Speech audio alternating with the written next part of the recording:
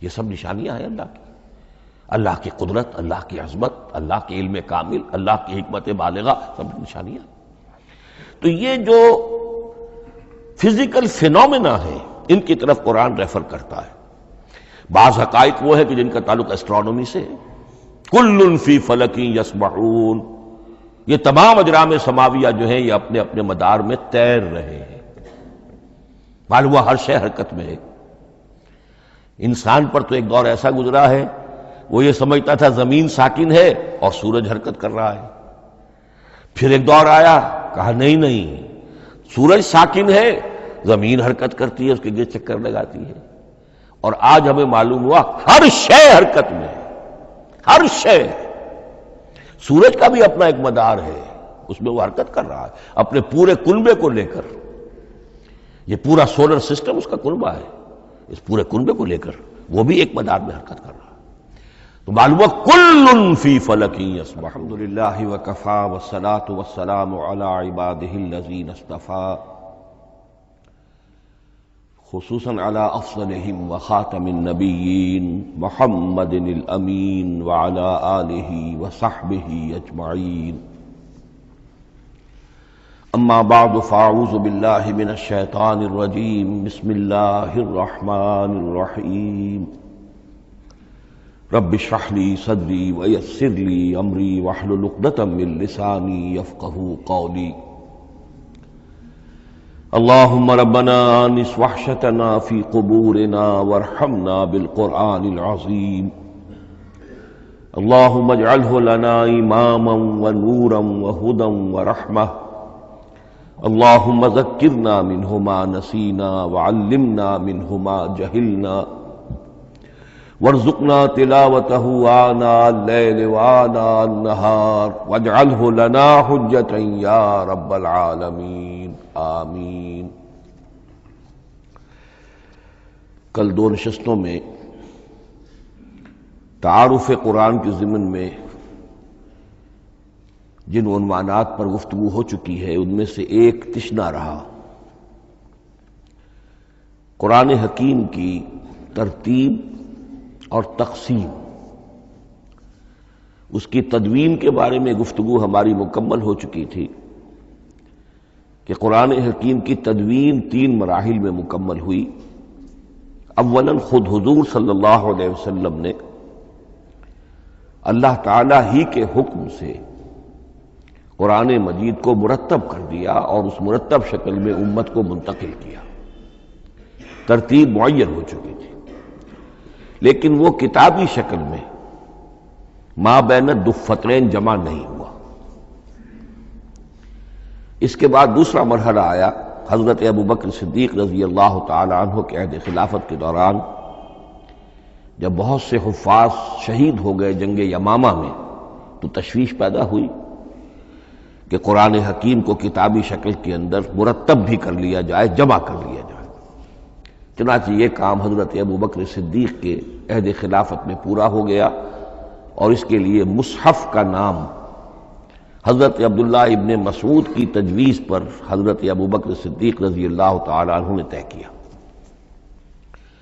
لیکن اس کے چونکہ ابھی پڑھنے کے انداز میں لوگوں کو کافی آزادی دی گئی تھی کہ اپنے اپنے لہجے کے مطابق لوگ پڑھ سکتے ہیں، تو اس سے محسوس ہوا کہ اب اس کے لکھنے کے انداز میں بھی فرق آ رہا ہے، تو اس لیے ضرورت محسوس ہوئی کہ اس کا ایک اسکرپٹ، ایک رسم الخط جو متفق علیہ ہو، اجماعی ہو، وہ طے کر دیا جائے۔ چنانچہ یہ تیسرا مرحلہ حضرت عثمان رضی اللہ تعالی عنہ کے عہد خلافت میں طے پایا، اسی لیے اس کو مصحف عثمانی کہتے ہیں، اس لیے کہ وہ رسم الخط اب ہمیشہ ہمیشہ کے لیے طے ہے۔ اس کے آفیشیل نسخے تیار کیے گئے، اور بڑے بڑے شہروں میں جو بھی اس وقت مسلمان ممالک تھے ایک ایک نسخہ بھیج دیا گیا، اور باقی نسخے جو ہیں وہ طرف کر دیے گئے۔ تو اس طریقے سے گویا کہ ربع صدی کے اندر اندر یہ تینوں مرحلے جو ہیں مکمل ہو گئے ہیں، اور جیسا کہ میں نے عرض کیا سب تسلیم کرتے ہیں کہ جو قرآن آج ہمارے پاس ہے وہ وہی ہے بعینہ جو محمد الرسول اللہ نے اپنی امت کو دیا تھا۔ البتہ جہاں تک قرآن کی ترتیب اور تقسیم کا تعلق ہے، بعض باتیں تو میں بیان کر چکا ہوں، ان کا صرف اجمالی اعادہ کروں گا۔ نمبر ایک یہ کہ قرآن کی جو بیسک یونٹ ہے، بنیادی اکائی، وہ آیت ہے۔ آیت کو ہم جملہ نہیں کہہ سکتے، آیت کو ورس نہیں کہہ سکتے، مصرع نہیں کہہ سکتے، اس کی اسی اصطلاح کو ہمیں ریٹین کرنا ہوگا۔ آیتیں چھوٹی بھی ہیں، بڑی بھی ہیں۔ آیتیں صرف حروف مقطعات پر بھی مشتمل ہیں اور مرکبات ناقصہ پر بھی مشتمل ہے، پورے جملے کی ایک آیت بھی ہے، اور کئی جملوں پر ایک آیت بھی مشتمل ہے۔ یہ تمام امور توقیفی ہیں، یعنی حضور صلی اللہ علیہ وسلم کے بتانے پر موقوف علیہ، ان میں کسی کے اجتہاد کو، کسی منطق، کسی گرامر، کسی نحو، کسی بیان کے کسی اصول کو کوئی دخل نہیں۔ جہاں تک آیتوں کی تعداد کا تعلق ہے وہ مختلف فی ہے، وہ اتفاقی نہیں ہے، اس لیے کہ 6,500 کے لگ بھگ آیات ہیں۔ فرق کیوں ہے؟ ایک بڑا فرق تو اس وجہ سے واقع ہو جاتا ہے کہ تمام سورتوں کے آغاز میں جو آیت بسم اللہ لکھی ہوئی ہے، اس کے ضمن میں ایک اختلاف ہے کہ آیا ہر مرتبہ اس آیت کو کاؤنٹ کیا جائے یا نہ کیا جائے۔ صرف ایک سورت ہے سورہ توبہ جس کے شروع میں آیت بسم اللہ نہیں ہے، باقی 113 سورتوں کے آغاز میں بسم اللہ لکھی ہوئی ہے۔ تو بعض حضرات اس کو سمجھتے ہیں کہ یہ کاؤنٹ نہیں کی جائے گی، بلکہ یہ تو در حقیقت صرف سورتوں کے درمیان فصل اور فرق قائم کرنے کے لیے یہ آیت بسم اللہ لکھ دی گئی ہے۔ تو آپ سمجھیے کہ جو اس پہ اختلاف ہوگا تو 113 کی عدد کا فرق تو اسی سے واقع ہو جائے گا۔ بعض اور مقامات پر بھی آیات کی تعداد میں قدر اختلاف ہے، وہ روایات ہی کی بنیاد پر، کسی شخص کو خود یہ حق حاصل نہیں ہے کہ وہ اس میں کوئی فرق کر سکے، تبدیلی کر سکے۔ بہرحال 6,500 آیات ہے قرآن حکیم کی۔ آیتیں مل جل کر سورتوں کی شکل میں ہیں، ان کی تعداد متفق علیہ ہے 114۔ سورت سور سے بنا ہے، سور کے معنی فصیل ہے، گویا کہ ہر سورت جو ہے وہ اللہ تعالیٰ کے علم، معرفت، حکمت کا ایک شہر ہے۔ سورتوں میں آیات کے باہمی ربط کے حوالے سے اس کے معنی کے اندر اور اس کی حکمتوں کے اندر اضافہ ہوتا ہے، ربط آیات۔ اور جس طریقے سے کہ مختلف موتیوں کو پرو دیا جائے ایک دھاگے میں، اس سے ہار وجود میں آئے، جو ترتیب ہوگی موتیوں کی اس سے ان موتیوں کا حسن دوبالا ہو جائے گا۔ ایسے ہی معاملہ آیات قرآنیہ کا ہے کہ جو ایک سورت کے اندر ہیں، اور ہر سورت کا ایک مرکزی مضمون یا عمود ہوتا ہے، اور تمام آیتیں اس سے منطلق اور اس سے منسلک ہوتی ہیں۔ ان سورتوں کے بعد جیسا کہ میں نے عرض کیا، دور صحابہ میں ہمیں صرف ایک اصطلاح اور ملتی ہے، حزب اور یا منزل۔ وہ اس سہولت کے لیے کہ اگر ایک ہفتے میں پورا قرآن ختم کرنا ہو، اس کی تلاوت مکمل کرنی ہو، تو روزانہ ایک حزب پڑھ لیا جائے۔ یہ چونکہ دور صحابہ میں بھی مذکور ہے، لہذا اس میں ہم دیکھتے ہیں کہ حسن موجود ہے، یعنی یہ کہ نہ تو یہ قباحت ہے کہ سورتوں کو توڑا گیا ہو، بلکہ پوری صورتیں شامل ہیں۔ کوئی مصنوعی مساوات قائم کرنے کی کوشش نہیں ہے، کوئی حزب نسبتاً تھوڑا سا زیادہ بڑا ہے، کچھ تھوڑا سا چھوٹا ہے، لیکن تقریباً مساوی ہے۔ خام خواہ کی کوئی مصنوعی مساوات قائم کرنے کی کوشش نہیں ہے۔ اور اس کے باوجود یہ حسن موجود ہے کہ سورہ فاتحہ کو اگر ہم علیحدہ رکھ دیں کہ وہ پورے قرآن حکیم کے لیے ایک دباچہ اور مقدمہ ہے، تو پہلے حزب یا پہلی منزل میں 3 سورتیں، دوسرے میں 5، تیسرے میں 7، چوتھے میں 9، پانچویں میں 11، چھٹی میں 13، یہ سیڑھی ہے بالکل۔ اور جو آخری حزب مفصل کہلاتا ہے، اس میں چونکہ آخری پارے میں آپ کو معلوم ہے چھوٹی چھوٹی سورتیں ہیں، تو تعداد 65 ہے، وہ بھی جو آخری تعداد ہے 13 اس کا ملٹیپل ہے۔ بہرحال یہ حزب، یہ بھی دور صحابہ میں اس کا تذکرہ ہمیں ملتا ہے۔ البتہ جو مزید تقسیم کی چیزیں ہمارے ہاں معروف ہیں وہ بات کی چیزیں۔ رکوعوں میں طویل صورتوں کو تقسیم کیا گیا تاکہ ایک رکعت میں اگر طویل صورت میں سے کوئی آیات پڑھنی ہے تو اس طرح پڑھی جائیں کہ مضمون ٹوٹے نہ۔ یہ حجاج ابن یوسف کے زمانے میں یہ کام ہوا ہے اور بڑے غور و فکر سے ہوا، اور واقعتاً محسوس ہوتا ہے کہ معنوی جو ربط اور تعلق ہے اس کو ملحوظ رکھا گیا ہے۔ لیکن جو دوسری تقسیم ہمارے ہاں معروف ہو گئی ہے وہ پاروں کی ہے۔ اول تو یہ معلوم نہیں کہ یہ تقسیم کب ہوئی، مجہول الزمان ہے یہ۔ نمبر دو یہ کہ اس میں یہ زیادتی بھی نظر آتی ہے کہ سورتوں کی فصیلیں توڑ دی گئی ہیں، گویا کہ ایک مصنوعی مساوات قائم کرنے کے لیے کہ 30 دن میں اگر قرآن مجید ختم کرنا ہو، ہر مہینے میں ایک ختم قرآن کوئی شخص کرنا چاہے تو روزانہ ایک پارہ پڑھ کر، لیکن یہ کہ اس میں وہ حسن موجود نہیں ہے، بلکہ یہ قباحت موجود ہے کہ سورتوں کاٹ دی گئی۔ اس کے بعد اب جو بات مجھے عرض کرنی تھی وہ یہ ہے کہ زیادہ عرصہ نہیں گزرا کہ قرآن حکیم کی ترتیب اور تقسیم کے ضمن میں ایک اور حقیقت سامنے آئی ہے، اور یہ حقیقت یہ ہے کہ قرآن حکیم کی سورتوں کے گروپس ہیں۔ اب یہ چونکہ ایک بالکل ماضی قریب کا معاملہ ہے، اس سے پہلے یہ ذکر موجود نہیں تھا۔ اول تو یہ بات بھی مان لیجئے کہ قرآن مجید میں ترتیب اور نظم، اس کے بارے میں ہمارے اسلاف نے نہ کوئی زیادہ محنت کی اور نہ انہوں نے سمجھا کہ اس میں کوئی خاص ربط ہونا ضروری ہے۔ لیکن یہ کہ عہد حاضر میں مولانا حمید الدین فراہی رحمۃ اللہ علیہ ہندوستان میں ایک ایسے عالم پیدا ہوئے کہ جنہوں نے نظم قرآن کو اپنا خاص موضوع بنایا کہ یہ جو آیات باہم جوڑی گئی ہیں تو آخر کوئی حکمت ہے، سورتوں میں جو ربط قائم کیا گیا ہے یقیناً حکمت پر مبنی ہے، ورنہ سب سے سیدھی ترتیب تو جیسا کہ میں نے کل عرض کیا تھا یہ ہوتی ترتیب نزولی سے قرآن کو مرتب کر دیا جاتا۔ لیکن یہ کہ سورتیں آپ کو معلوم ہے طویل صورتوں میں ایسا بھی ہے کہ وہ ایک وقت میں نازل نہیں ہوئی بلکہ متعدد اوقات میں، اور سورہ بقرہ جو ہے وہ تقریباً 2 سال میں اس کی جو تنزیل ہے وہ مکمل ہوئی۔ تو پھر کچھ آیتوں کو جوڑنا، کس کو کہاں رکھنا ہے، کس کو کہاں رکھنا ہے، تو یہ حضور صلی اللہ علیہ وسلم نے خود کیا ہے، اللہ تعالیٰ کے حکم سے کیا ہے، تو یہ چیزیں حکمت سے خالی تو نہیں ہو سکتی۔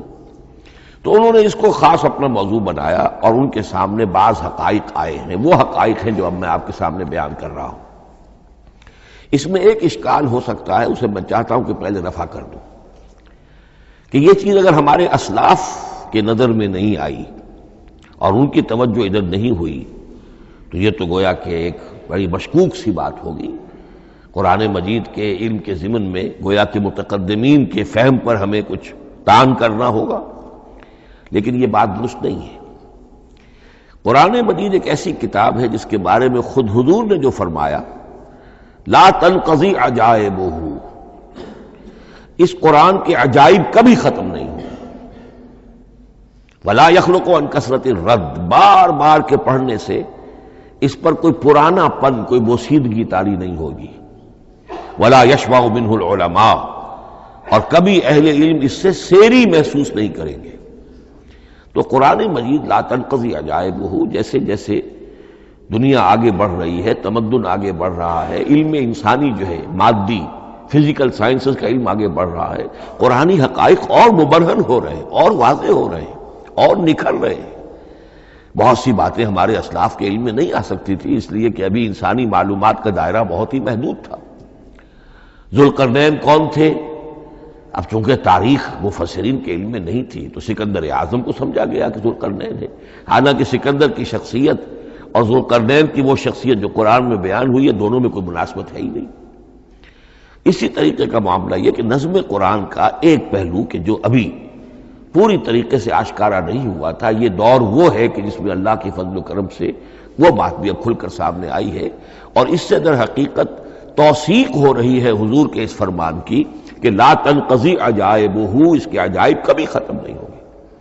انسان محنت کرے گا، کوشش کرے گا، یہ ہیروں کی ایک ایسی کان ہے جس میں سے اور ہیرے نکلتے چلے جائیں گے۔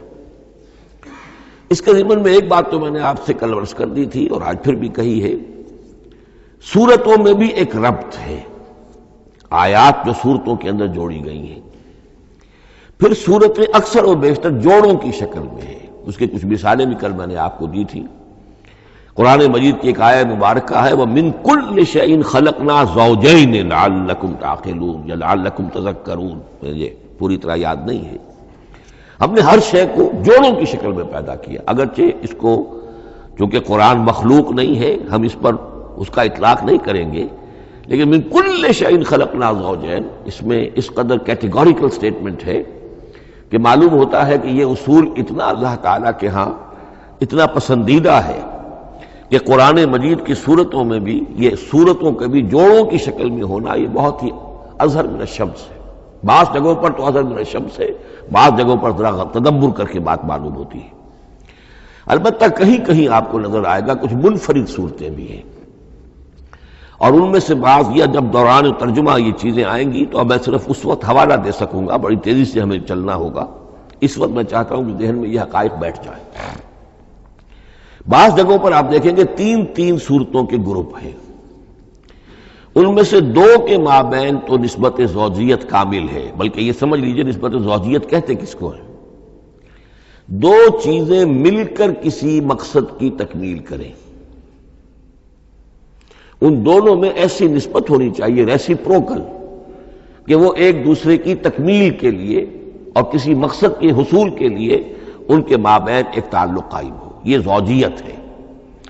اسی طریقے سے قرآن مجید میں جب صورتیں آتی ہیں جوڑوں کی شکل میں تو کسی مضمون کا ایک رخ وہ ایک صورت میں آ جائے گا، اس کا دوسرا رخ دوسری صورت میں آ جائے گا، اور دونوں مل کر جسے ہم کہتے ہیں تصویر کے دونوں رخ، وہ رخ مکمل ہو جائیں گے، بات پوری ہو جائے گی۔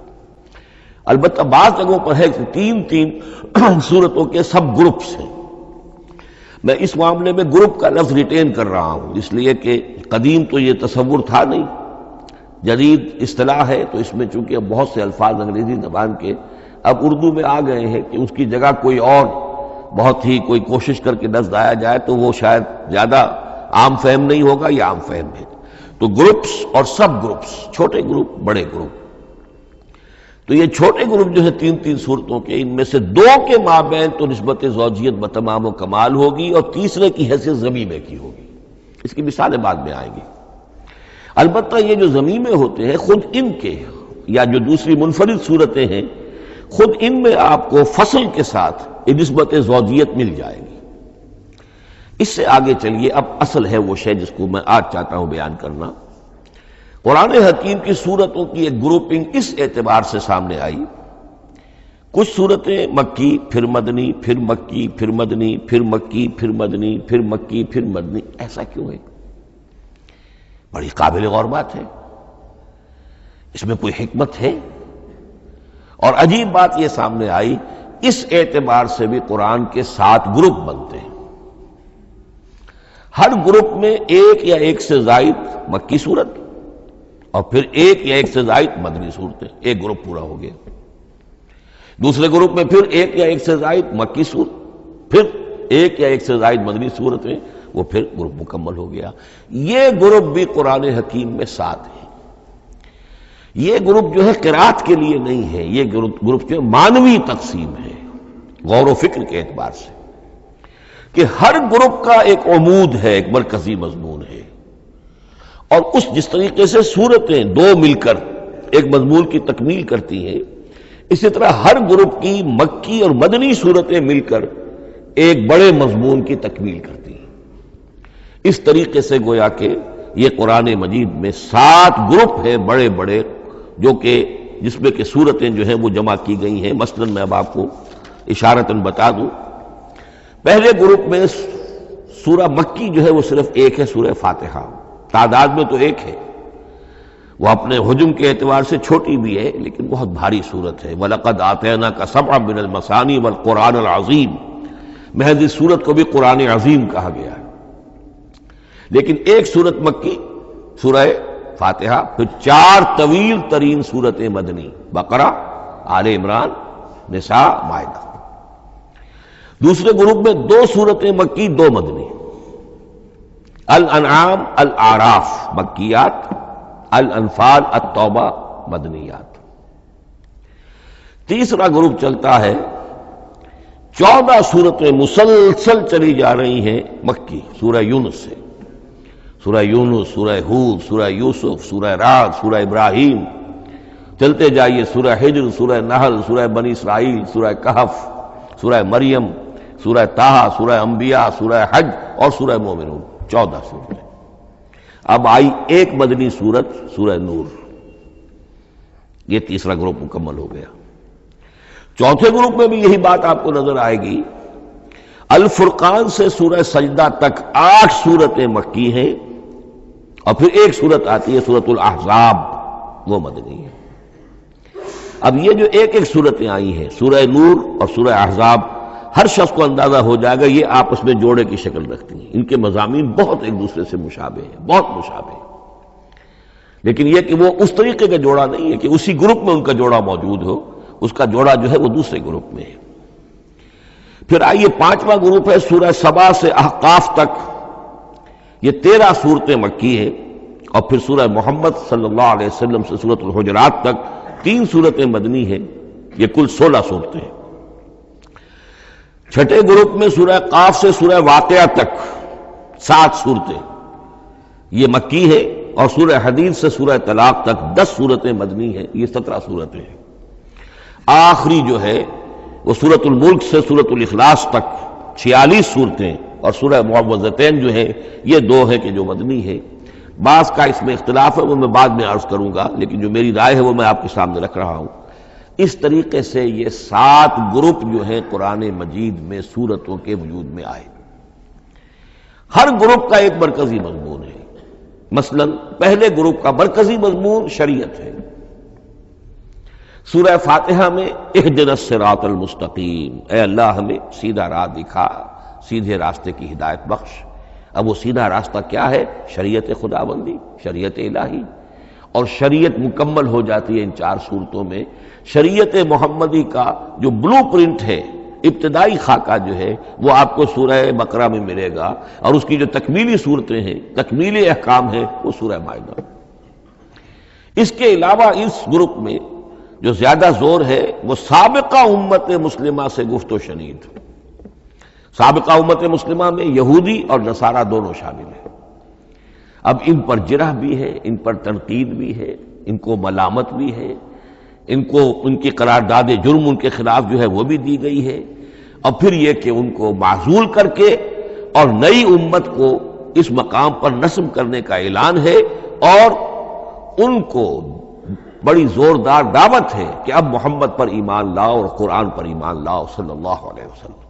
یہ پہلا گروپ ہے۔ اسی طریقے سے ہر گروپ کا اب یہ ساتھ ساتھ جب ہم چلیں گے تو میں تفصیل کے ساتھ بیان کرتا جاؤں گا کہ اس گروپ کا یہ مرکزی مضمون ہے، اور اس طور سے یہ صورتیں آپس میں ایک دوسرے کے ساتھ مربوط ہیں۔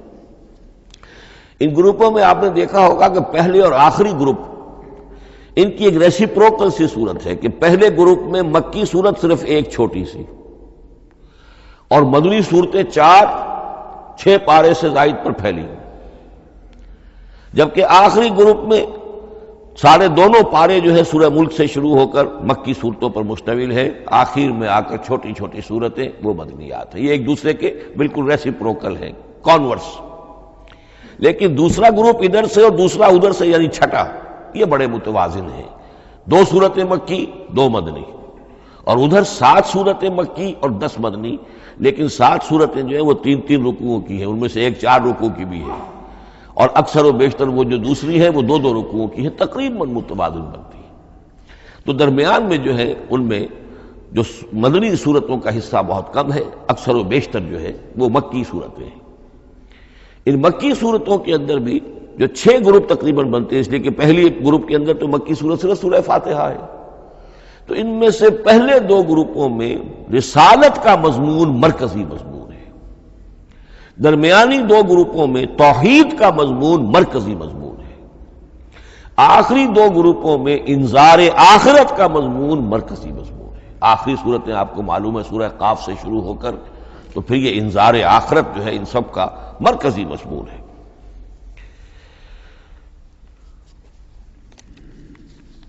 مدنی قرآن جو ہے یہ بھی آپ نوٹ کر لیجئے کہ کل قرآن کا 1/3 ہے تقریباً، اور اس 1/3 کا 2/3 پورا کا پورا پہلے گروپ میں آ گیا ہے۔ سورہ بقرہ، سورہ آل عمران، سورہ نساء، سورہ مائدہ۔ باقی تو پھر جا کے سورہ احزاب، سورہ نساء، پھر 3 چھوٹی صورتیں، پھر آخر میں دو بہت چھوٹی چھوٹی صورتیں، سورہ انفال اور سورہ توبہ.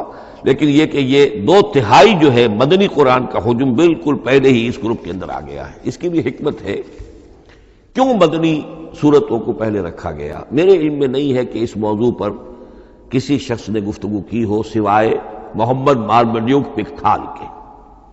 میرے علم کی حد تک ہو سکتا ہے کہ کسی اور مفسر نے، کسی محقق نے کوئی بات کہی ہو اس سے بھی زیادہ وزنی کہی ہو، لیکن میرے علم کی حد تک مارمڈیوک پکتھال نے اپنے ترجمہ کیا ہے انگریزی میں، اس کے دیباچے میں اس موضوع پر گفتگو کی ہے، بہت ہی عمدہ بات کہی ہے.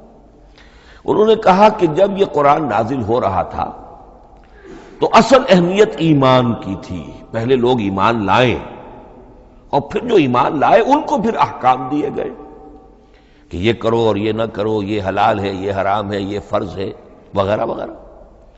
لیکن جب ایک امت وجود میں آ گئی، امت کے وجود میں آنے کے بعد اب نسلاً مسلمان پیدا ہو رہے ہیں. ان کے ہاں اب ضرورت پہلے اسلام کی ہے. چاہے بچہ چھوٹا ہی ہے، پہلے اسے احکام سکھائے جائیں گے. بچہ چھوٹا ہی ہے، نماز پڑھنی سکھائی جائے گی. بچہ چھوٹا ہی ہے، روزہ رکھنا سکھایا جائے گا. تو امت کے اس طرح تشکیل پا جانے کے بعد اب اصل اہمیت جو ہے وہ احکام کی ہو گئی ہے. احکام اب مقدم ہے اور ایمان کا معاملہ جو ہے وہ اس کے بعد مؤخر ہے.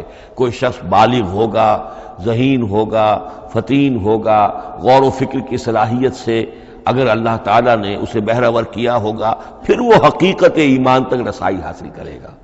ورنہ یہ ہے کہ عام ایک مسلمان جو ہے اسے جہاں تک احکام کا تعلق ہے ان پر تو عمل کرنا ہی ہے. تو یہ بڑی میں سمجھتا ہوں کہ ذہانت پر مبنی بات ہے کہ جو محمد مارمڈیوک پکتھال نے کہی ہے اور مجھے اس سے اتفاق ہے. اب آئیے اگلا معاملہ، اگلی بحث، اگلا موضوع. قرآن کا موضوع کیا ہے؟ کیا قرآن فلسفے کی کتاب ہے، سائنس کی کتاب ہے؟ کیا یہ جیولوجی کی کتاب ہے، فزکس کی کتاب ہے، کس چیز کی کتاب ہے؟ تو پہلی بات یہ سمجھیے، قرآن کا موضوع ہے انسان. لیکن انسان کی اناٹمی نہیں، انسان کی فزیولوجی نہیں، انسان کی اینتھروپولوجی نہیں، کچھ نہیں. انسان کی ہدایت. یہ ہدایت کا لفظ بنیادی ہے قرآن مجید کے لیے. چنانچہ دیکھیے ذرا نوٹ کر دیجئے سورہ بقرہ کے شروع ہی میں ہدی للمتقین، پھر اس کے وسط میں ہدی للناس. سورہ یونس میں فرمایا ہدی ورحمۃ للمؤمنین. سورہ لقمان میں فرمایا ہدی ورحمۃ للمحسنین. سورۃ البقرہ اور نحل میں فرمایا، نمل میں ہدی وبشریٰ للمؤمنین. آل عمران میں وموعظۃ للمتقین، ہدی وموعظۃ للمتقین. پھر 3 مرتبہ الہدی هو الذی ارسل رسولہ بالہدی ودین الحق لیظہرہ علی الدین کلہ. الہدی، ہدن نکرہ ہے، الہدی معرفہ ہو گیا، یعنی ہدایت کاملہ، ہدایت تامہ، ہدایت ابدی. اسی طرح سورۃ النجم میں فرمایا وَلَقَدْ جَاءَهُم مِّن رَّبِّهِمُ الْهُدَىٰ. سورۃ الجن میں وَإِنَّا لَمَّا سَمِعْنَا الْهُدَىٰ آمَنَّا بِهِ. سورہ بنی اسرائیل میں وَمَا مَنَعَ النَّاسَ أَن يُؤْمِنُوا إِذْ جَاءَهُمُ الْهُدَىٰ.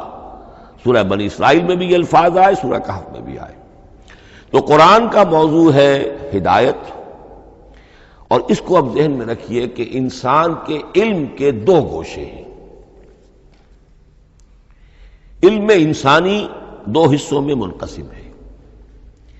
ایک حصہ ہے فزیکل ورلڈ کا علم جو حواس کے ذریعے سے حاصل ہوتا ہے، مادی حقائق ان کا علم. حواس 5 ہمارا دیکھنا، سننا، سونگنا، چکھنا، چھونا، یہ تمام صلاحیتیں ہیں. ان سے کچھ معلومات حاصل ہوتی ہیں اور عقل کا یہ کمپیوٹر ان کو پروسیس کرتا ہے، اس سے نتائج نکالتا ہے، نتائج نکال کے سٹور کر لیتا ہے.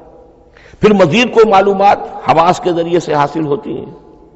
اب ان کو وہ پھر پروسیس کر کے جو سابق میموری سٹورڈ ہے اس کے ساتھ ریکنسائل کر کے کوئی اور نتیجہ اخذ کرتا ہے. اس طرح رفتہ رفتہ رفتہ رفتہ انسان کا یہ علم بڑھتا چلا جا رہا، اور ہم نہیں کہہ سکتے کہ ابھی اور کہاں تک جائے گا۔ آج سے چند سو سال پہلے بھی انسان تصور نہیں کر سکتا تھا کہ انسانی علم وہاں پہنچ جائے گا جہاں آج پہنچ چکا ہے۔ اس علم کا وحی سے کوئی تعلق نہیں، اس علم کا تعلق ہے اس میں علم اسماء سے جو حضرت آدم میں ودیعت کر دیے گئے تھے بالکل شروع میں۔ سورہ بقرہ کا چوتھا رکوع جو ہے اس کے شروع میں ذکر ہے وَعَلَّمَ آدَمَ الْأَسْمَاءَ كُلَّهَا، اللہ نے آدم کو تمام نام سکھا دیے۔ اور اس کے آخر میں ذکر ہے جب آدم کو اور حوا کو حکم دیا گیا کہ اب زمین میں جا کر اور وہاں کا چارج سنبھالو، تو فرمایا وَإِمَّا يَأْتِيَنَّكُم مِّنِّي هُدًى فَمَن تَبِعَ هُدَايَ فَلَا خَوْفٌ عَلَيْهِمْ وَلَا هُمْ يَحْزَنُونَ۔ وہ علم ہدایت ہے، یہ دو چیزیں بالکل علیحدہ ہیں۔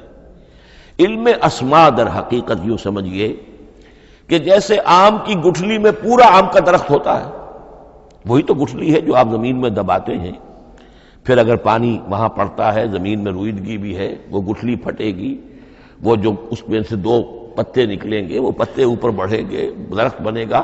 وہ پورا درخت جو ہے آم کی گٹھلی میں موجود تھا، صرف اسے پورا درخت بننے میں 2 سال 3 سال 4 سال لگیں گے، لیکن درخت موجود تھا، پوٹینشلی بالقوہ پورا درخت آم کی گٹھلی میں موجود تھا۔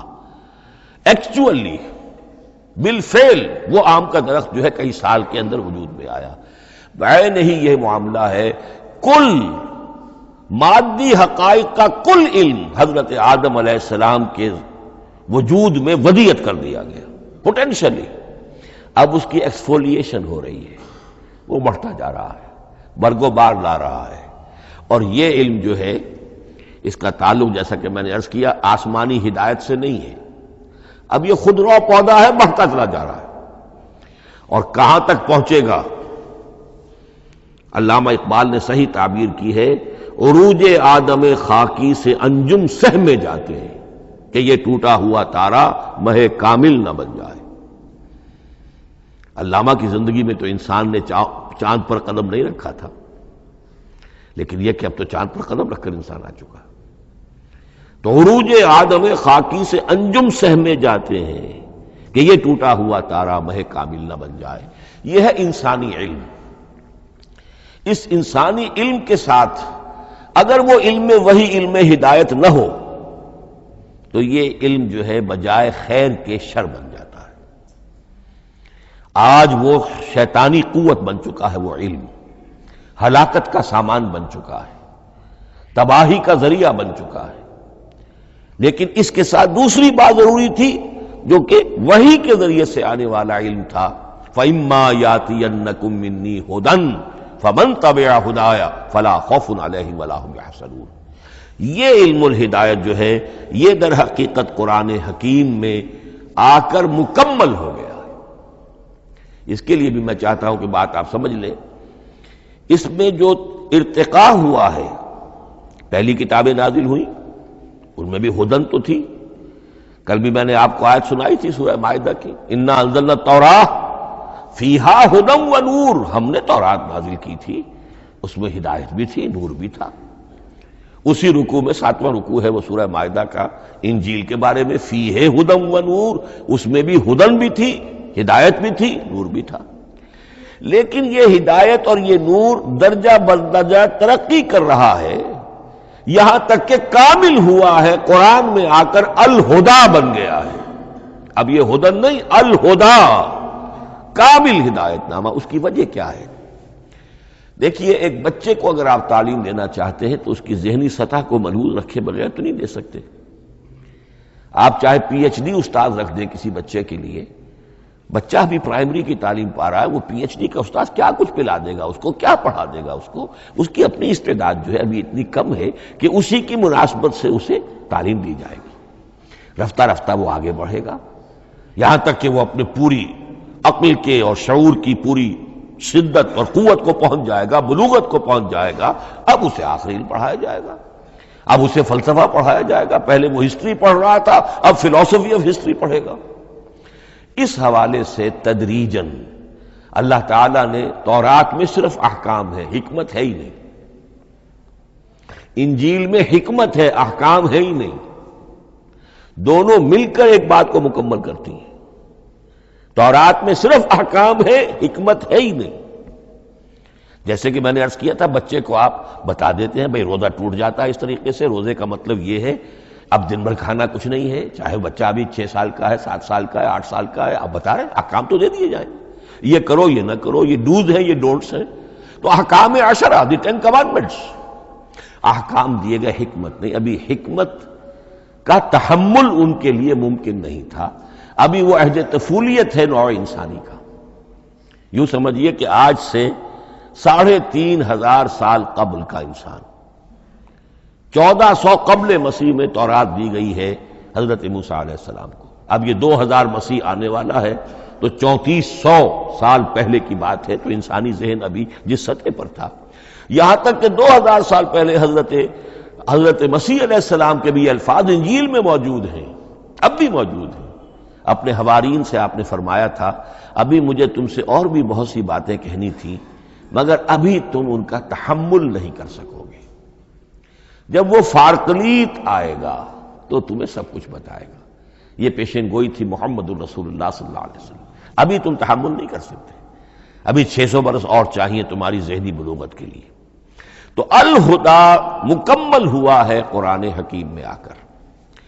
البتہ ایک نقطہ اس میں نوٹ کیجئے، قرآن مجید اگرچہ کتاب ہدایت ہے، سائنس کی کتاب نہیں ہے، لیکن اس میں سائنٹیفک فینومینا کی طرف اشارے موجود ہیں، چونکہ قرآن مجید ان تمام جو بھی یہ کائناتی حقائق ہیں ان سب کو آیات الہیہ قرار دیتا ہے۔ ان فی خلق السماوات والارض واختلاف اللیل والنہار والفلک التی تجری فی البحر بما ينفع الناس وما انزل اللہ من السماء من ماء فاحیا به الارض بعد موتها وبث فیها من کل دابۃ وتصریف الرياح والسحاب المسخر بین السماء والارض لآیات لقوم یعقلون۔ یہ سب نشانیاں ہیں اللہ کی قدرت، اللہ کی عظمت، اللہ کے علم کامل، اللہ کی حکمت بالغہ، سب نشانیاں۔ تو یہ جو فزیکل فینومینا ہے ان کی طرف قرآن ریفر کرتا ہے۔ بعض حقائق وہ ہے کہ جن کا تعلق اسٹرانومی سے ہے، کل فی فلک یسبحون، یہ تمام اجرام سماویہ جو ہیں یہ اپنے اپنے مدار میں تیر رہے ہیں، معلوم ہوا ہر شے حرکت میں ہے۔ انسان پر تو ایک دور ایسا گزرا ہے وہ یہ سمجھتا تھا زمین ساکن ہے اور سورج حرکت کر رہا ہے، پھر ایک دور آیا کہا نہیں نہیں، سورج ساکن ہے، زمین حرکت کرتی ہے، اس کے گرد چکر لگاتی ہے، اور آج ہمیں معلوم ہوا ہر شے حرکت میں ہے، ہر شے۔ سورج کا بھی اپنا ایک مدار ہے، اس میں وہ حرکت کر رہا ہے اپنے پورے کنبے کو لے کر، یہ پورا سولر سسٹم اس کا کنبہ ہے، اس پورے کنبے کو لے کر وہ بھی ایک مدار میں حرکت کر رہا ہے۔ تو معلوم ہوا کل فی فلک یسبحون۔ اب یہ کل کا لفظ جس طرح منقع ہو کر، جس طرح مبرہن ہو کر، جس شان کے ساتھ آج وہ عویدہ ہوا ہے، واضح ہوا ہے، آج سے پہلے انسان کو معلوم نہیں تھا۔ تو یہ جو فزیکل فینومینا ہے جن کی طرف قرآن مجید ریفر کرتا ہے، یہ اگرچہ قرآن کا اصل موضوع نہیں ہے، لیکن ایک بات جان لیجئے کہ قرآن مجید میں ان فزیکل فینومینا کے بارے میں جو بات کہی گئی ہے وہ غلط نہیں ہو سکتی، اور یہ وہ حقیقت ہے کہ جو اس دور میں آ کر اتنی واضح ہوئی ہے۔ آپ نے نام سنا ہوگا ڈاکٹر مورس بکائی کا، یہ فرانسیسی سرجن تھے، انہوں نے مطالعہ کیا، کمپیریٹو اسٹڈی کی قرآن بائبل دونوں کی، بائبل سے مراد اولڈ ٹیسٹمنٹ نیو ٹیسٹمنٹ دونوں، اور وہ اس نتیجے پر پہنچا کہ پورے قرآن میں کوئی ایک لفظ ایسا نہیں ہے جسے ہماری ساری سائنسی انکشافات میں سے کسی نے غلط ثابت کیا، جبکہ تورات میں بے شمار چیزیں ایسی ہیں کہ سائنس انہیں غلط ثابت کر چکی ہے۔ The science, the Quran and the Bible. اب یہ بات بڑی اہم ہے اس کو بڑی خوبصورت انداز میں ڈاکٹر رفیع الدین مرحوم نے کہا ہے کہ یہ کائنات اللہ کا فعل ہے، عمل ہے، اس کی تخلیق ہے، اس کی تدبیر ہے، اور قرآن اللہ کا قول ہے۔ قول و عمل میں تضاد ممکن نہیں، عام انسان کے قول و عمل میں تضاد ممکن نہیں، اللہ کے قول و فعل میں اور قول و عمل میں تضاد ہو سکتا ہے۔ ہاں یہ ہو سکتا ہے کہ ایک دور میں انسانوں نے بات سمجھی نہ ہو، ان کا ذہن وہاں تک پہنچا نہ ہو، ان کی معلومات کا دائرہ ابھی اس حد تک ہو کہ ان حقائق تک نہ پہنچا ہو، لیکن جیسے جیسے وقت آئے گا مزید حقائق منکشف ہوں گے اور یہ بات اور زیادہ سے زیادہ واضح سے واضح تر ہوتی چلی جائے گی کہ جو کچھ قرآن میں لکھا ہے وہی برحق ہے۔ ہاں آج سے پہلے انسانی ذہن اس حد تک رسائی حاصل کرنے کا اہل نہیں تھا، اور یہ ہے در حقیقت آیت قرآن حکیم کی۔ یہ سورہ حامیم السجدہ کی لاسٹ بٹ ون آیت ہے، سنریہم آیاتنا فی الآفاق وفی انفسہم حتی یتبین لہم انہ الحق۔ ہم انہیں دکھاتے چلے جائیں گے اپنی نشانیاں، آفاق میں بھی انفس میں بھی۔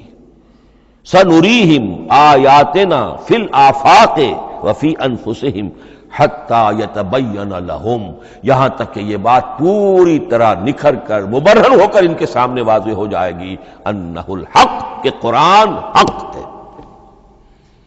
اور اسی کی حقیقت جو ہے، جیسا کہ میں نے عرض کیا، ایک تو مورس بکائی کو ذہن میں رکھیے، اور ایک اور شخص کینیڈا میں ایک بہت بڑا ڈاکٹر ہے کہ جو ایمبریولوجسٹ ہے، اور اس کی جو ٹیکسٹ بکس ہے جو ایمبریولوجی پر، علم جنین یعنی رحم مادر میں جو بچے کی پرورش ہوتی ہے کیسی ہوتی ہے، کن کن سٹیجز سے گزر کر ہوتی ہے، یہ علم جنین یا ایمبریولوجی، تو سٹینڈرڈ ٹیکسٹ بک ہے دنیا میں اس کی، ڈاکٹر کیتھل مور کی۔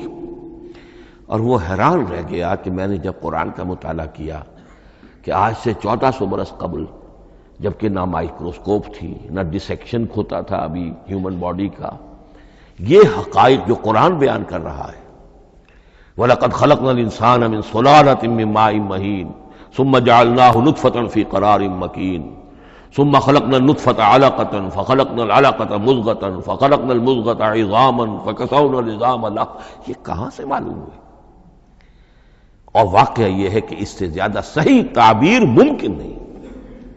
تو یہ حقائق ذہن میں رکھیے کہ اگرچہ قرآن مجید سائنس کی کتاب نہیں ہے، لیکن جن سائنسی حقائق یا جن سائنسی فینومینا کی طرف قرآن نے ریفر کیا ہے وہ یقیناً حق ہے، چاہے تاحال ہم ان کی حقانیت کو نہ سمجھ پائیں۔ مثلا آج بھی مجھے نہیں معلوم کہ قرآن جو 7 آسمان کہتا ہے تو 7 آسمان سے کیا مراد، مجھے نہیں معلوم، لیکن مجھے یقین ہے کہ ایک وقت آئے گا کہ انسان سمجھے گا کہ ٹھیک ٹھیک یہ الفاظ جو ہیں 7 آسمان، یہ منطبق ہوتے ہیں اس حقیقت پر جو آج ہمارے علم میں آئی ہے، پہلے نہیں آئی تھی۔ البتہ ایک اور نقطہ جو بہت اہم ہے عملی اعتبار سے، میں نے اسی لیے یہ ساری تمہید کی ہے کہ قرآن سائنس کی کتاب نہیں ہے، نہ سائنس کی ہے نہ ٹیکنالوجی کی ہے۔ اس حوالے سے ایک بڑا منطقی نتیجہ نکلتا ہے، اور وہ یہ ہے کہ اگر ہمارے اسلاف نے قرآن کی ان آیات کا کوئی خاص مفہوم معین کیا اپنے دور کی معلومات کی سطح پر، ہمارے لیے لازم نہیں ہے کہ ہم اس کی پیروی کریں۔ سائنسی فینومینا کو جو سائنسی ترقی ہو رہی ہے اس کے حوالے سے سمجھیں گے۔ یہاں تک کہ اب آخری بات عرض کر رہا ہوں، خود حضور کا فرمان بھی اس میں قطعی نہیں ہوگا۔ یہ بات بہت ثقیل اور گراں گزرے گی بہت سے لوگوں پر۔ سائنس اور ٹیکنالوجی میں اگر حضور کی کوئی حدیث بھی سامنے آ جائے تو اس کو بھی ہم کوئی دلیل قطعی نہیں سمجھیں گے۔ اس کی وجہ کیا ہے؟ ایک واقعہ بہت اہم ہوا حضور کی زندگی میں۔ حضور جب ہجرت فرما کر تشریف لائے مدینہ منورہ، تو آپ کو معلوم ہے کہ حضور کی پیدائش مکے کی، ساری زندگی آپ نے وہاں گزاری۔ وہ وادی غیر ذی زرع ہے، وہاں کوئی پیداوار، کوئی زراعت، کوئی کاشت ہوتی نہیں تھی، آپ کو کوئی تجربہ سرے سے نہیں تھا۔ ہاں تجارت کا تجربہ تھا، بھرپور تجارت کی تھی۔ یہاں آئے تو آپ نے دیکھا کھجوروں کے سلسلے میں انصار مدینہ تعبیر نخل، وہ اس کا ایک اصطلاح ہے کھجور ایک ایسا پودا ہے جس کا ایک فیمیل فلاور ہوتا ہے اور ایک میل علیحدہ. اب میل فلاور اور فیمیل فلاور ان دونوں کو قریب لے آئیں تو اس سے اس بات کا زیادہ امکان ہو جاتا ہے فرٹیلائزیشن ہو اور پھل بنے اور زیادہ آپ کو پھل حاصل ہو، فصل زیادہ ہو. اگر وہ فاصلے پر رہیں گے تو ہو سکتا ہے کہ اس کا امکان کم ہو، تو وہ ان کو قریب جوڑ دیتے تھے. حضور نے دیکھا تو آپ نے فرمایا کہ آپ لوگ ایسا نہ کریں تو کیا ہے، یعنی نیچر جو ہے، nature can take care of it self. آخر فطرت ہے، فطرت نے یہ ساری چیزیں بنائی ہیں، آپ ایسا نہ کریں تو کیا ہے. صرف یہ کہا آپ نے روکا نہیں. لیکن ظاہر بات ہے صحابہ کرام کے لیے رضوان اللہ تعالی علیہ مجمعین حضور کا اتنا کہنا بھی گویا کہ حکم کے درجے میں تھا. انہوں نے اس سال وہ کام نہیں کیا، فصل کم ہو گئی. اب وہ ڈرتے ڈرتے جھجکتے جھجکتے حضور کی خدمت میں آئے. حضور آپ نے فرمایا تھا ہم نے وہ نہیں کیا، تعبیر نخل اس سال نہیں کی ہم نے، فصل کم ہوئی ہے.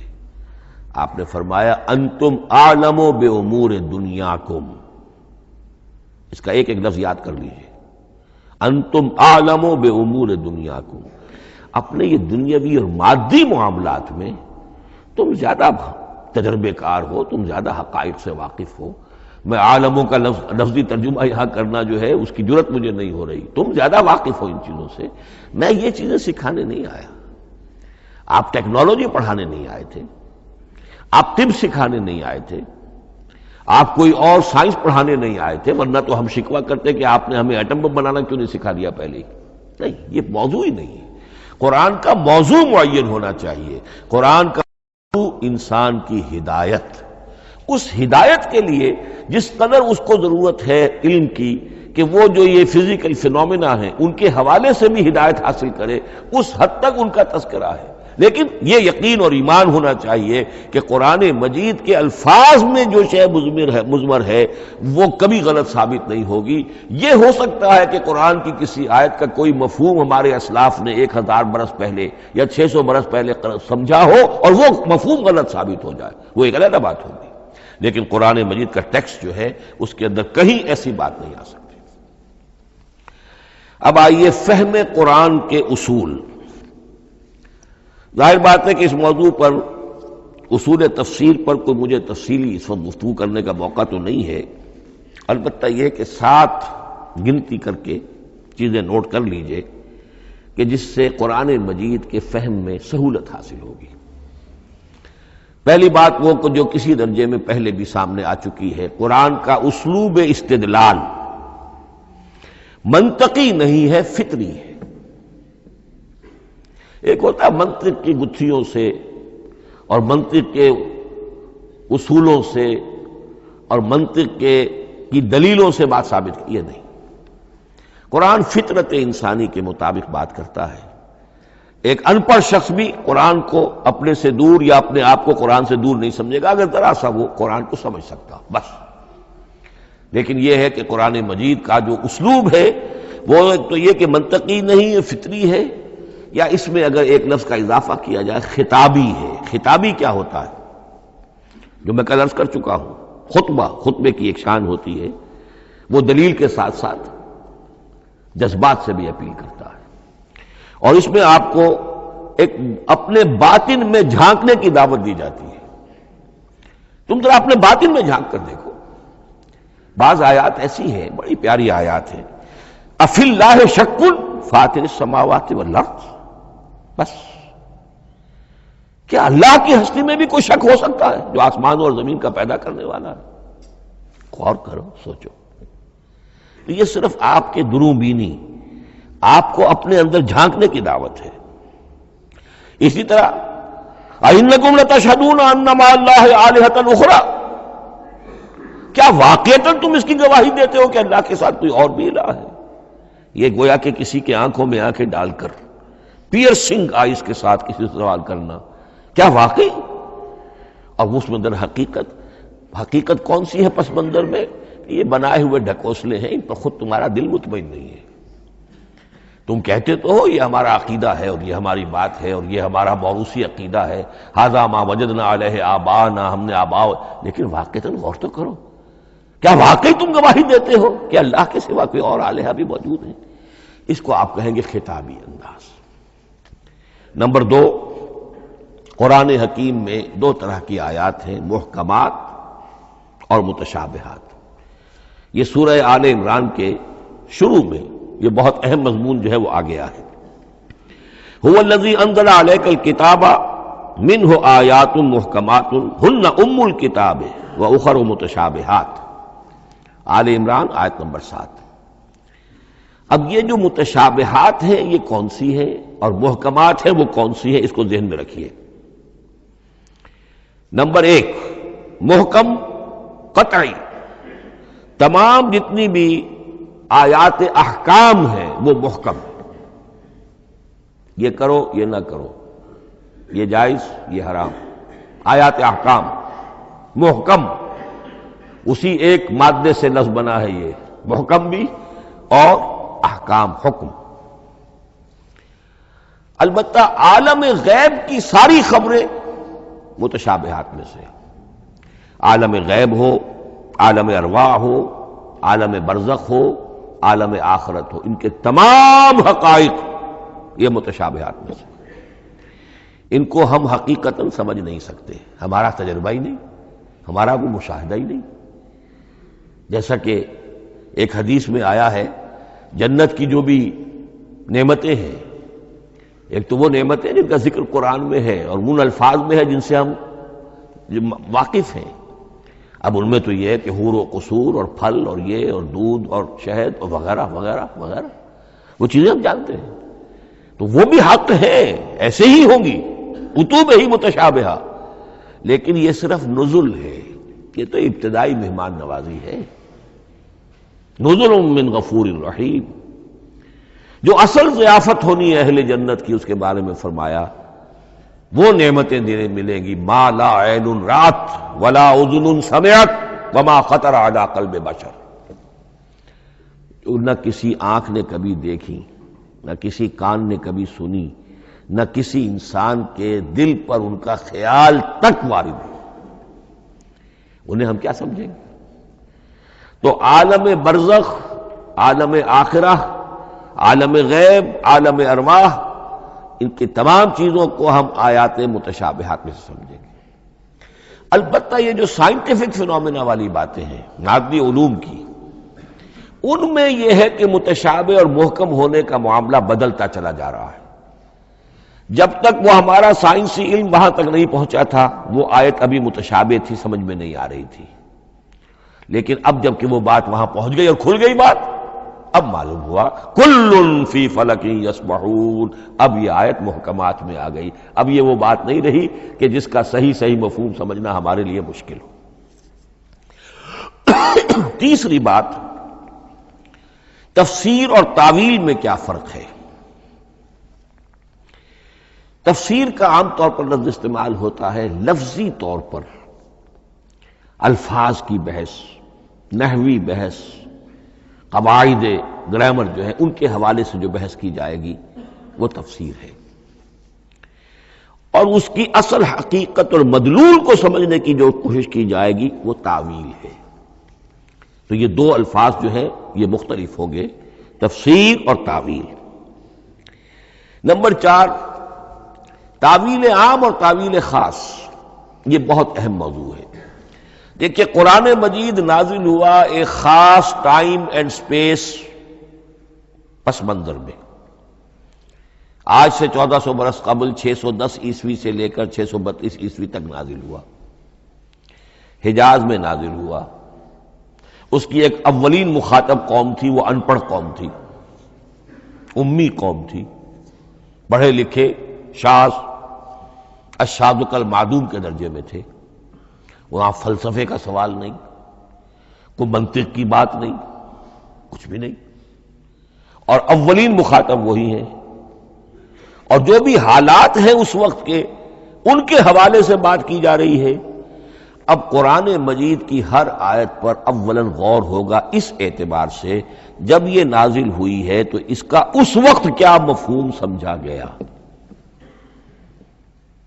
اس خاص کانٹیکسٹ میں، ٹائم اینڈ سپیس کانٹیکسٹ میں کیا مفہوم سمجھا گیا۔ یہ ہے تعویل خاص۔ لیکن اب دوسری طرف دیکھیے، یہی کتاب ہدایت ہے ابد الآباد تک کے لیے۔ اسی کتاب کو 20ویں صدی عیسوی کے انسان کے لیے بھی ہدایت نامہ بننا ہے۔ اگر دنیا طویل ہے اور 500 برس تک ہے تو 25ویں صدی عیسوی کے انسان کے لیے بھی ہدایت نامہ یہ کتاب بننی ہے۔ یہ عرب کے امیین کے لیے ہدایت نامہ تھی تو ایران کے فلسفیوں کے لیے بھی تو ہدایت نامہ تھی۔ لہذا ان الفاظ کے اندر یہ قرآن کے اعجاز کا وہ پہلو ہے جو بہت نمایاں ہے کہ ان الفاظ کے اندر کہ جو ایک خاص کانٹیکسٹ میں نازل ہوئے اور اس وقت ان کا ایک معین مفہوم سمجھا گیا، انہی میں وہ عموم بھی موجود ہے کہ اسی سے ہمیشہ کے لیے ہدایت اخذ کی جا سکتی ہے۔ اس کو ہم کہیں گے تعویل عام، اس کانٹیکسٹ سے ذرا نکال کر اب اس آیت کے الفاظ، اس کا در و بست، اس کا ما سبق، اس کے بعد ما بعد، سیاق و سباق، اس کے حوالے سے بیٹھ کر بات کی جائے۔ تعویل خاص میں شان نزول پیش نظر رہے گا، تعویل عام میں اس آیت کے الفاظ، ان کا در و بست اور آیت کا سیاق و سباق یہ زیادہ زیر بحث رہے گا۔ تو معلوم ہوا کہ یہ دونوں چیزیں اپنی اپنی جگہ اہم ہیں۔ نہ تو انسان صرف تعویل خاص تک اپنے آپ کو محدود کر لے، اگر وہ کرے گا تو گویا کہ وہ صرف اس دور کا قرآن پڑھ رہا ہے، آج کا قرآن وہ نہیں پڑھ رہا۔ قرآن کے اندر تو واقعتاً یہ شان ہے کہ میں جس کے لیے الفاظ یہ استعمال کیا کرتا ہوں کہ ہر دور کے افق پر ایک خورشید تازہ کے مانند طلوع ہوگی یہ کتاب۔ معلوم ہوگا آج کا قرآن ہے، یہ ہمیں آج ملا ہے قرآن، اور گویا کہ آج جو ہمیں مسائل درپیش ہے ان کا حل ہے جو یہ قرآن پیش کر رہا ہے۔ یہ اس کا اعجاز ہے، یہ اس کا کمال ہے۔ اس اعتبار سے نوٹ کیجئے تعویل خاص اور تعویل عام، یہ الفاظ کیونکہ بار بار دورہ ترجمہ آئیں گے تو اس لیے میں نے ان اصطلاحات سے چاہا کہ آپ واقف ہو جائیں۔ ایک اور اس میں بات سمجھنے کی ہے تذکر اور تدبر۔ قرآن سے بنیادی ہدایت حاصل کر لینا، اس کے لیے قرآن انتہائی آسان ہے۔ وَلَقَدْ يَسَّرْنَا الْقُرْآنَ لِلذِّكْرِ فَهَلْ مِن مُدَّكِرٍ۔ ذرا سی انسان کو عربی آتی ہو کہ براہ راست قرآن کا مفہوم آپ کے ذہن اور قلب پر نازل ہوتا چلا جائے، بس قرآن کا اصل جو پیغام ہے، جو اس کی اصل ہدایت ہے، اس کی تمثیل یوں سمجھیے کہ سمندر میں اگر کوئی آئل ٹینکر جو ہے ٹوٹ جائے تو میلوں جو آئل ہوتا ہے وہ سطح سمندر کے اوپر پھیل جاتا ہے، سطح پر رہے گا، نیچے تو جائے گا نہیں۔ تو یوں سمجھیے کہ قرآن مجید کا جو لب لباب ہے، لب لباب وہ اس کی سطح پر موجود ہے، لیکن اس کے یہ مطلب نہیں ہے کہ صرف سطح ہی سطح ہے، اس کی گہرائی فیتم لس، اس کی گہرائی وہ ہے کہ جس کی کوئی حد نہیں۔ اب اس کے لیے تعمق، گہرائی میں غوطہ زنی کرنا، قرآن میں ہو غوطہ زن اے مرد مسلمان، اس کے اعتبار سے یہ دنیا کی مشکل ترین کتاب، اچھی طرح سمجھ لیجیے، اس کی تہ تک پہنچنا ممکن ہی نہیں۔ غلطی سے ہم کبھی کبھی کسی شخص کی مدح کرتے ہوئے کہہ دیتے ہیں فلاں شخص کو قرآن پر بڑا عبور حاصل ہے۔ ایک عالم دین نے یہ الفاظ میرے بارے میں کہہ دیے تھے، میں نے فوراً ٹوک دیا، میں نے کہا آپ کیا، یہ قرآن کی آپ نے گویا کہ قرآن مجید کی شان میں گستاخی کی ہے، قرآن کی توہین کی ہے۔ عبور کہتے ہیں ایک کنارے سے دوسرے کنارے کو چلے جانا، دریا عبور کر لیا، قرآن کے کنارے ہے ہی نہیں، یہ ناپیدا کنار سمندر ہے، اس سمندر کا کوئی کنارہ نہیں، نہ اس کی گہرائی اور نہ اس کے کنارے۔ لہذا پوری زندگی کوئی امام راضی ہو، کوئی زمخشری ہو، کوئی ہو، پوری زندگی کھپا کر بھی وہ یہ نہیں کہہ سکے گا کہ میں نے قرآن مجید کو بتمام و کمال سمجھ لیا ہے۔ معاذ اللہ معاذ اللہ معاذ اللہ، ناممکن۔ وراء الورا ثم وراء الورا، یہ ہے تذکر اور تدبر۔ اس کے لیے تو پوری زندگی انسان کھپائے، پورا وقت اس کے لیے لگائے، پوری صلاحیت کھپا دے، تب بھی وہ بہت سی جگہوں پر پھر بھی کہے گا واللہ عالم۔ امام رازی کو بھی نہ معلوم کتنے مقامات پر جا کر یہ کہنا پڑا ہے کہ اللہ بہتر جانتا ہے۔ اعلم ان ھذا المقام مقام غامض عمیق محیب یہ مقام تو بہت مہیب ہے، پرہیبت ہے، بہت گہرا ہے، بہت غامض ہے۔ امام راضی کہہ رہے ہیں، 30 جلدوں میں تفسیر لکھنے والا شخص۔ اقول قولی ھذا واستغفر اللہ لی ولکم ولسائر المسلمین والمسلمات۔